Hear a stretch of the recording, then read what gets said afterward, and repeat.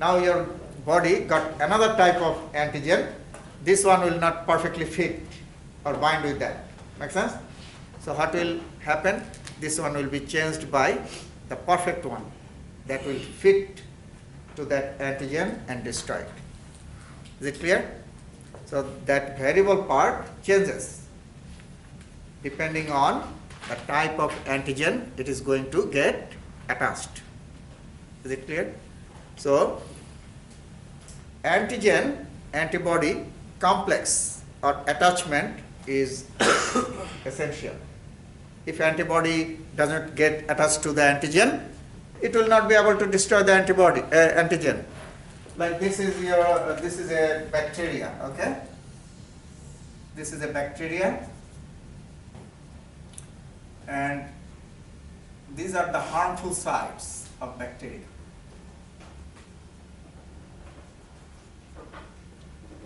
Harmful sites of this bacteria. When you fight your enemy, okay? What are the harmful sites? Which parts?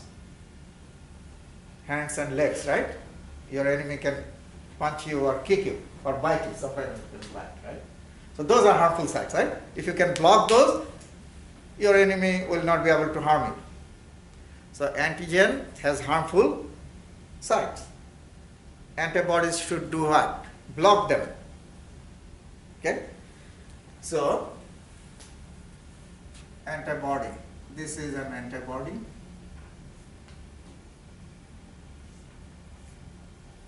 You know, antibody is Y-shaped, and this part is the constant part, this part is the variable part, and this part blocks the harmful sites. Make sense? Another antibody.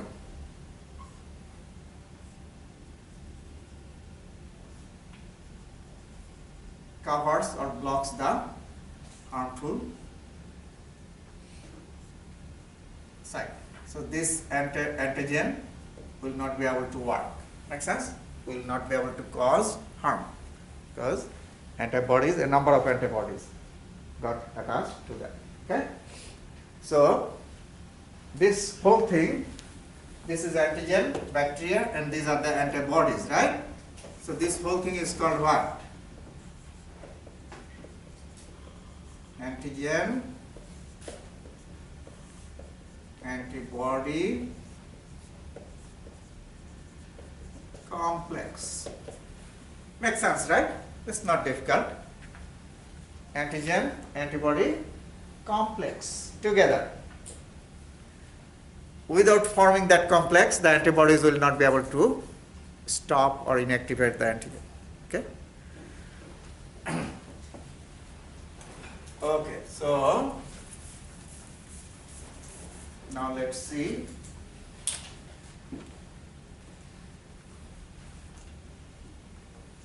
This is Y-shaped antibody. So you see here the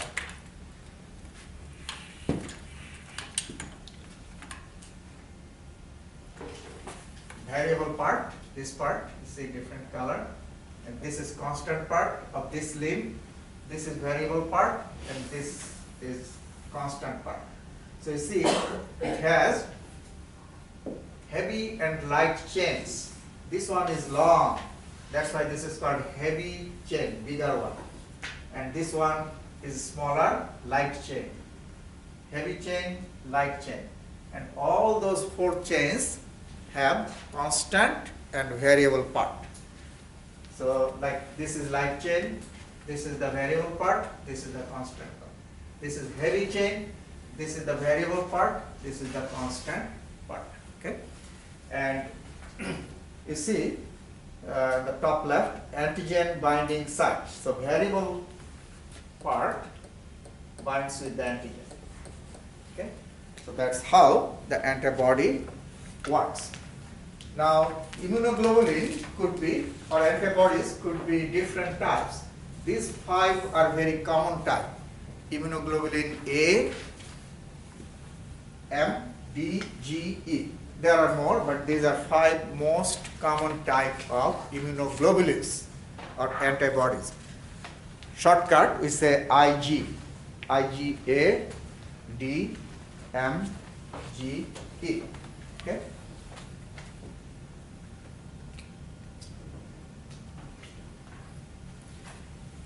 The methods, how the antibodies destroy the microorganisms or antigens by forming antigen-antibody complex. And after the complex is formed, 3 things can happen: neutralization, agglutination, precipitation. So when the antigen-antibody complex is formed, 3 ways the bacteria can be destroyed or antigen can be inactivated: neutralization, agglutination, and precipitation. Here you see the example. This is a bacteria and these are antibodies, Y-shaped. And this one I already showed you here. A number of antibodies get attached to the harmful or toxic sites of the antigen, and that is called neutralization. Agglutination. If you get blood from another person whose blood does not match to your blood, what happens? You have seen that in the lab. Do you remember the lab when you did the blood typing? Clot is formed, right? That is mismatched blood transfusion. Okay? Clotting, agglutination occurs. So when you give the serum, which is antibody, binds with the antigen on the red blood cell surface, and that causes agglutination. Precipitation. Precipitation is the way how many antibodies tie many antigens together. So you see here, these orange structures are antigens or bacteria, for example, and these are antibodies. They get attached to each other. Okay? So the whole structure is now heavy because very simple, if I tie like 10 people together, right? Nobody will be able to move, right? If 10 people are free, you can move to different directions, right? So antibodies are doing what? Tying many antigens together. So that will limit the movement of the antibodies. Make sense? So that is precipitation. Like it will stay somewhere, will not be able to freely move. So those are 3 mechanisms.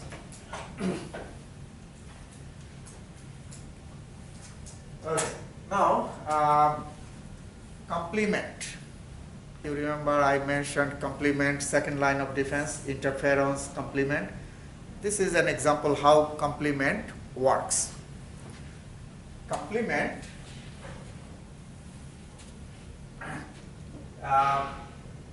make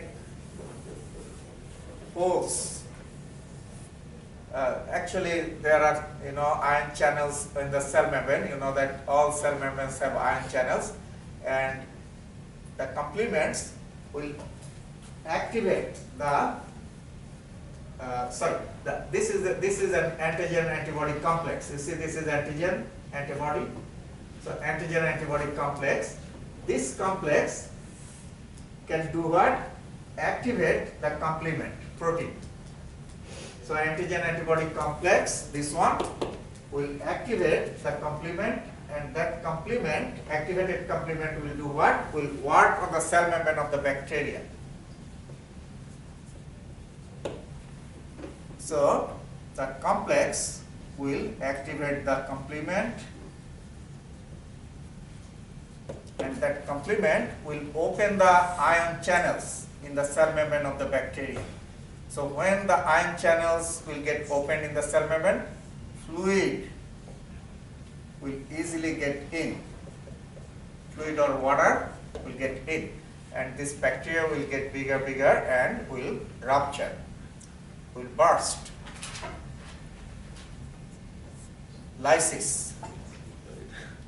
Okay, lysis is the rupture of the bacteria. So that's how the complements work. It is activated by what? The antigen antibody complex, and that will open the complement, activated complement will open what? The ion channels. Where? In the cell membrane of the bacteria. So fluid will get into it. So it will get swelling, get bigger, and will do what? Rupture. That is called the lysis of the bacteria. Okay? So you see here, cell lysis. This is the bacteria and the rupture of the bacteria. So this is the wall of the bacteria. This is shown one channel. Okay, so those are the ways the antigen antibody complex works. Okay. Now, two other factors are also the parts of your immune system. Those are very important ones. One is fever, another is inflammation.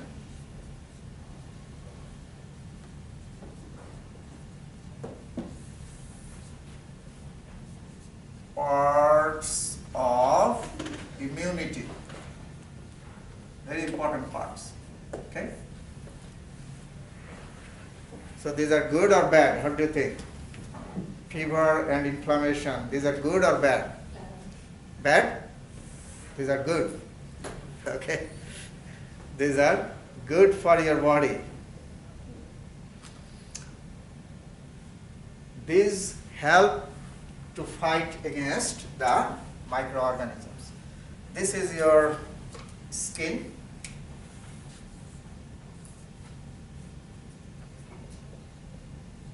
Okay, this is tissue under the skin. Okay, if you get a nail injury in your tissue, then what will happen?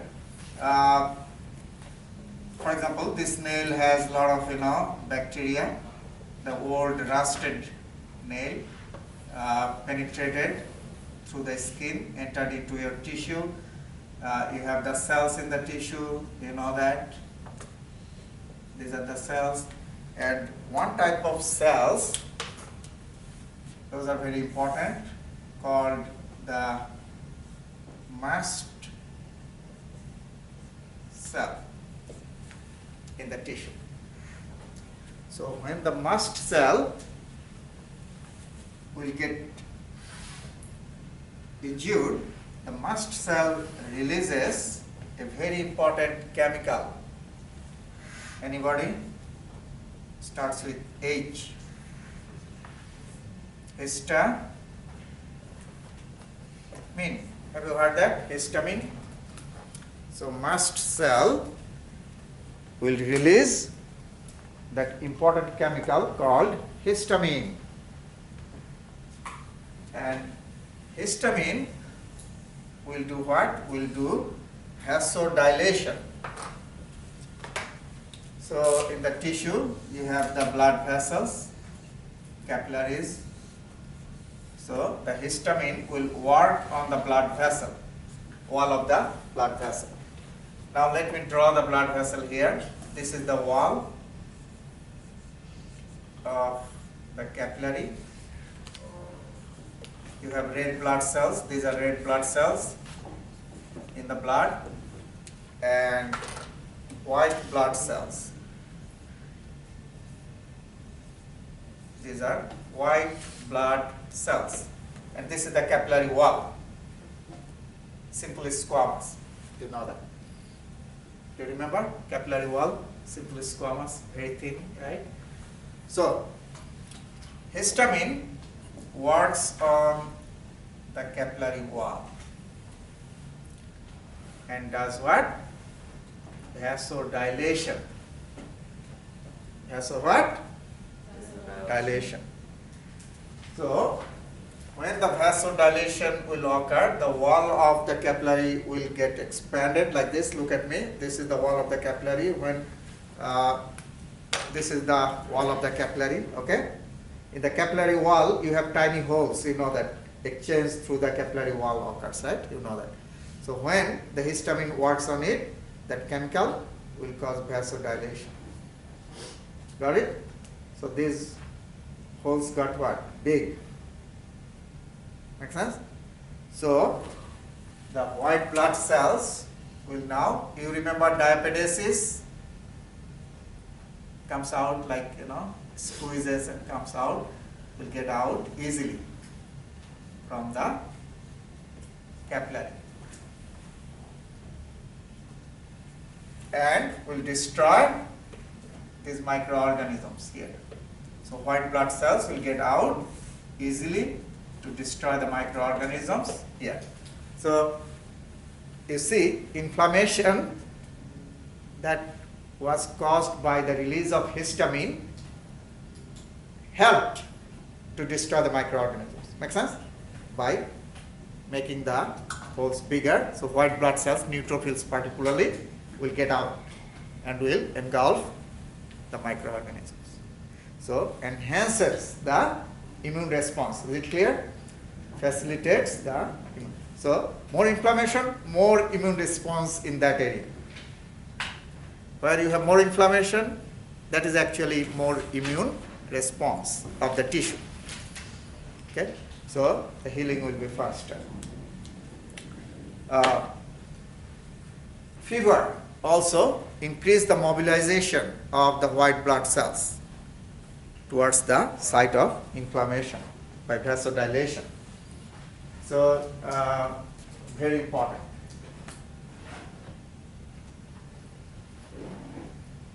Anything else? Okay, so we are good, I think. So let's quickly review. Immunity is what? The response of your body against antigens, right?